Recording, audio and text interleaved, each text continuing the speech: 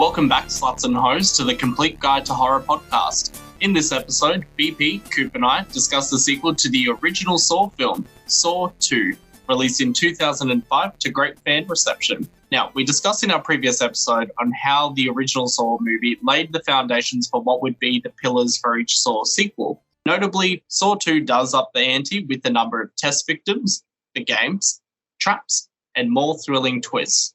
One thing I note in this sequel, though, is that it delves into John Kramer, the myth, the legend himself, and why he's testing people with his blood-soaked games. It's dark, but just a game. Now, I think the writers were on the right path, but in later installments, they fucked up his original motivation. So as we see in Saw 2, John Kramer received a cancer diagnosis and tried to kill himself by driving off a cliff.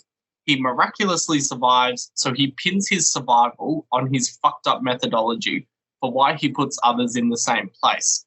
I have one major issue with this, though, which is he puts innocent people in the traps too. I mean, they're all innocent, but for example, like we saw in the original Saw movie, Amanda's roommate was disemboweled, and Dr. Gordon's family could have easily been killed. That kind of irks me, but we'll get into this. BP, do you have any thoughts? It might be in Saw 6 itself where there's a scene where Hoffman is carrying the guys in Saw 3 where he's got the arms that twist and the head that twists and the legs that twist, and he's in a wheelbarrow and he just chucks them on the floor. And John Kramer goes, he's a human being, have some respect or something like that. Yeah. Brutality, Hoffman, yeah. Yeah, it sort of doesn't make sense. I kind of get both sides, but, at the same time, it's like John Kramer's setting them up to lose because some of these traps aren't winnable anyway. So you're sort of like, I know what he's saying. I think he's like, he's put them in the trap. It's up to them if they're going to live or die. But some of these traps, he's going to die anyway. So it's sort of like, well, okay. I really like this sequel. I think this is a great example of how to do a sequel to open up, like, not the mythology, because I don't think there is that with Saw, but it does open up new characters. They could have taken this in a stock standard sequel where, hey, it's another bathroom, or this time it's on a train, or... Oh, Lord. Again. A fucking again. Nothing new, nothing changed, same old shit. Same old fuck. Some bullshit like that. But by keeping it into the nerve gas house with all the new characters, obviously there's going to be just the one-timer characters that have maybe 2-3 lines of dialogue. But I still go back to Saw 2. I don't necessarily go back to Saw 3, 4. I just said before we recorded this podcast that I watched Saw 5 last night. But Saw 2 had some good characters in it. By the time we got to number 3, they didn't do a lot to establish some of the characters that were getting killed off. Like, I get it's just a horror movie, people get killed and stuff, but like a big part of it is, establishing like, why do I give a shit that this person's getting killed, or why am I happy this person's getting killed? Oh, I meant everything I said about you. I still think you're useless. I'm just not sad about it. We're gathered here today because a backstabbing little bitch got exactly what was coming to her. Which was a good thing that they did with number 2, because of course one of the last people standing was the prick. And you're just like, like throughout the whole thing, you're like, I just want this guy to get his fucking comeuppance throughout the whole thing. And they build up really well to him getting his shit fucked up in the end on that one. Plus, following up on something like Saw would have been difficult. And so there's lots of new ideas in this movie. Retconning is kind of just a big thing. Or like, we'll just kind of like, we'll go back and we'll add this part from the current one to the old one as if that's what we meant all along. Like, look at how smart we are with this Saw movie. This is this big story we thought of all along. Bullshit. We know that's not true. And it just gets a little bit tedious towards some of the later installments of like, all right. Oh, yep. Hoffman was there the whole time. Mm-hmm. Yep. I believe that. What's this? It's a tub of I can't believe it's not butter. Look, please don't arrest me. I won't do anything like this again. It's all right, madam. This isn't butter. It's I can't believe it's not butter. Now, and what have we here? Oh, it's nothing. I can't believe it's not heroin. Yeah, they just tried to make it seem smarter than it was, while like Saw 2, they didn't point to the first movie too much other than when they got up to that bathroom scene. It's just like a throwback. I feel like from Saw 3 onwards, the bathroom was in almost every movie after that. It's like, come on, move on. We get it. Yes. I think it was good bringing back Amanda for Saw 2. It was actually one of the main characters in the game because you're pretty much rooting for Amanda from the get-go. Yeah. Most of the other characters, not so much. Because it's the established storyline. So like, yes, the like kind of like the underdog, you know, who's the one that can get them through it? She'll be able to, and trying to establish kind of like the underdog hero. And again, like as Saw does, you know, with the big twist at the end. Yeah. Throw you under the bus for it. I didn't pick up the twist either with Amanda being the new apprentice and whatnot. Even with the flashback scenes, I was like, they're showing that to show why she's back in this game and why it's like a test to prove that she can be a leader and save other people. But I didn't necessarily connect the dots together. From what I found by posting on Reddit the other day, I have a very unpopular opinion, which is I didn't care for the needle pit trap. I didn't get any reaction from it. Like when she gets thrown in, I was like, oh yeah, that'd hurt. But I'm not like, ooh, or, you know, like some of these people who like. I mean, really, it was just building hate for that other guy whose name I've forgotten because like you hate him. Another cool thing in this movie as well is the idea of, and I think they had this in the third one a little bit, but I think it was mainly this one, multiple ways or like things that people missed in the traps of other ways they could get out of it.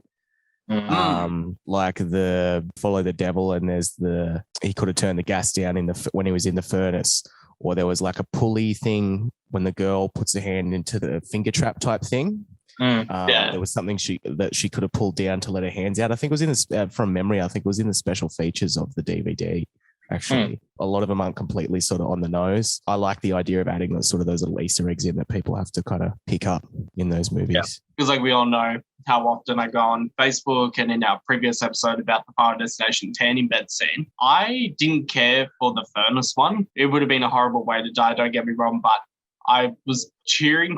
It sounds like that. I was cheering for that character to die because he was the one that had abducted the others. But then didn't have time, I was also like, oh no, get out. Like I wanted him to kind of survive and like prove that he could also help these characters. But there's actually a little bit of trivia on IMDb where Addison, who is the girl that gets her like wrist stuck in that razor wire box trap, she had a separate trap that was supposed to be filmed where she was supposed to put her face onto like a waffle iron, like that's an American term, like a sandwich toaster thing, and somehow it was like supposed to release her from the shackles or some bullshit. But I don't know, I didn't really get the point of it. So I think having her do someone else's trap was good. But that scene like did fuck me up for a while in Saw 2. Just seeing like all the blood and all the fast cuts and like the typical Saw editing, where that's when it started getting to the close-ups and the fast spinning and the frenetic every 5 seconds. It was like a bit fast motion cut in with the scenes with Detective Matthews where he's standing at the wire fence looking at Jigsaw, and he's freaking out, but then he's normal, but then he's freaking out, just with like the fast motion cuts and that kind of shit that they pretty much ended up using throughout the rest of the franchise. And I started seeing in lots of other movies from that point. I think the one thing I take from that film is that opening trap. I'm just like, nah, I can't do eyes. I'm not jabbing my eye. But where is the key? I'll give you a hint, Cindy. Let the game begin. I don't get it. You want me to cut something? That should be obvious, yes?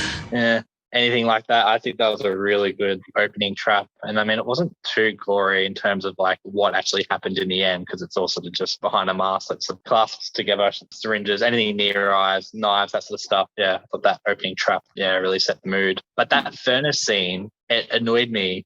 Like Justin said, you could kind of just tell what was going to happen because it was I think that we already had the gunshot go off, and I think we already had the needle pit go off. Is that right? And then it was the furnace scene? I think the furnace was after the gun. No, wait. In that newspaper article, it said that Hugh Kane was killed in the furnace. Oh, okay. Because I was going to say, like, surely after the gun, with what happened and how they were pulling on something, you would sort of look at the keys hanging down and be like, yeah. I wouldn't just get in there and pull them like he did. Like I don't know, that one was sort of frustrating because I feel like there could have been another way to maybe get my crack out the window on the other end and maybe try and hook it with a jacket or something and pull the key. So that one I thought was a bit stupid. And then when he was in there, I'm like, oh, well, can't get him out now. I was pleasantly surprised again by what I felt were numerous twists in the sequel, just as there was in the first installment. So while Xavier, that's his name, the crazy one who we all wanted to get killed.